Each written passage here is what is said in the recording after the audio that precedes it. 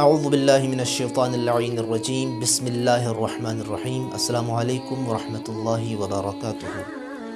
ہمیشہ کی طرح آج بھی ایک فرمان مولا امیر کائنات کا، اس فرمان کے ذریعے اپنا اور اپنے ناظرین اور سامعین کے دلوں کو روشن کرنا چاہوں گا۔ انتہائی اہم پیغام ہے آج کے فرمان میں کہ لوگ یہ پریشان ہوتے اس بات پہ کہ ہمارے بارے میں دوسرے لوگ بدگمان کیوں ہوتے ہیں، یہ ہمارے بارے میں بری باتیں کیوں کہتے ہیں۔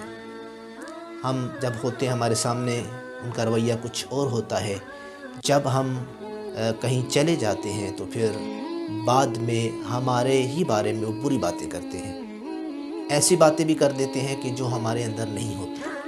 تو کیا وجہ ہے؟ اس کی وجہ کیا ہے؟ بالآخر اس بات سے ہم کیسے بچیں؟ تو اس کے بارے میں حضرت علی ابن ابی طالب علیہ السلام نے بہت پیارا جملہ ارشاد فرمایا جو کہ کلمات قصار میں ہے۔ مولا متقیان ارشاد فرماتے ہیں، من اسرع الی الناس بما یکرہ قالوا فیہ بما لا یعلمون، اللہ اکبر۔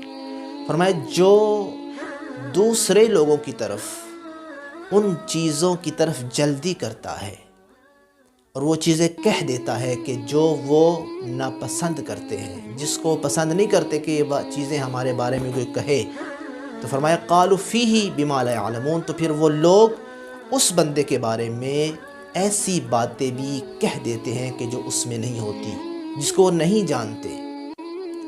ظاہر سی بات ہے جب ہم کسی کے بارے میں کسی کی بیٹھے بیٹھے کوئی برائی کریں گے، ایسی چیز کو بیان کریں گے کہ جو چیز وہ پسند نہیں کرتا، تو پھر ظاہر سی بات ہے اپنی عزت کو بچانے کے لیے پھر وہ آپ کے بارے میں وہ چیز کہے گا کہ جس کو وہ نہیں جانتا، وہ آپ میں نہیں ہوگی، تو آپ کی ذلت ہوگی، آپ کی رسوائی ہوگی۔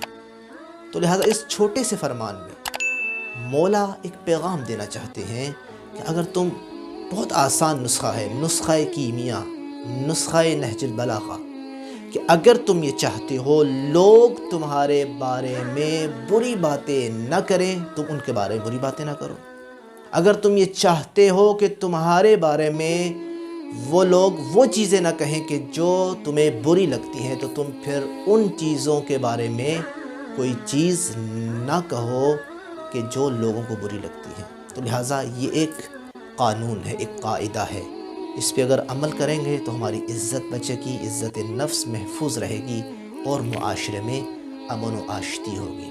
خدا سے دعا کرتے ہیں کہ اللہ ہمیں اس پیارے سے فرمان پر عمل پیرا ہونے کی توفیق عنایت فرمائے۔ والسلام ورحمۃ اللہ وبرکاتہ۔